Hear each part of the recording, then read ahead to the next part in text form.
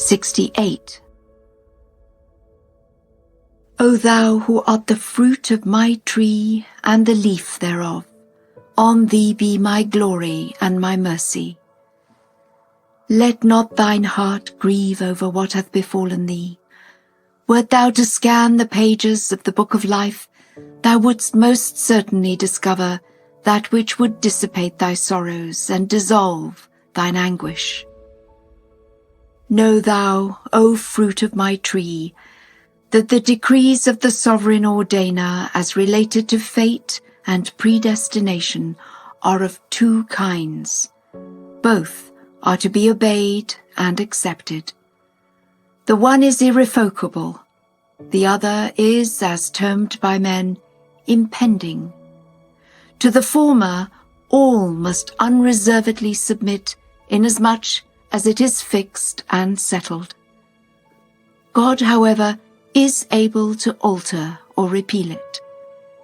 As the harm that must result from such a change will be greater than if the decree hath remained unaltered, all therefore should willingly acquiesce in what God hath willed, and confidently abide by the same.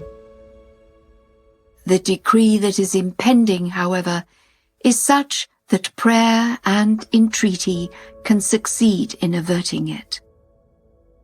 God grant that thou, who art the fruit of my tree, and they that are associated with thee, may be shielded from its evil consequences.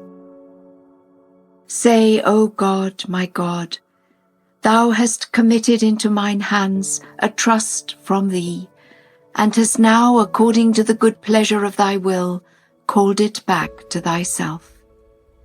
It is not for me, who am a handmaid of thine, to say, whence is this to me, or wherefore hath it happened, inasmuch as thou art glorified in all thine acts, and art to be obeyed in thy decree.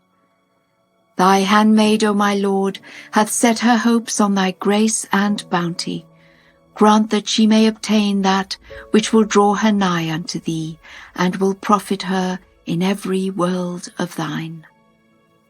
Thou art the forgiving, the all-bountiful. There is none other God but thee, the ordainer, the ancient of days. Vouchsafe thy blessings, O Lord my God, unto them that have quaffed the wine of thy love before the face of men, and in spite of thine enemies have acknowledged thy unity, testified to thy oneness, and confessed their belief in that which hath made the limbs of the oppressors among thy creatures to quake, and the flesh of the proud ones of the earth to tremble. I bear witness that thy sovereignty can never perish, nor thy will be altered. Ordain for them that have set their faces towards thee, and for thine handmaidens that have held fast by thy cord, that which beseemeth the ocean of thy bounty and the heaven of thy grace. Thou art he, O God, who hath proclaimed himself as the Lord of wealth, and characterized all that serve him as poor and needy. Even as thou hast written, O ye that believe, ye are but paupers in need of God, but God is the all-possessing, the all-praised. Having acknowledged my poverty and recognized thy wealth, suffer me not to be deprived of the glory of thy riches. Thou art verily the supreme protector, the all-knowing, the all-wise.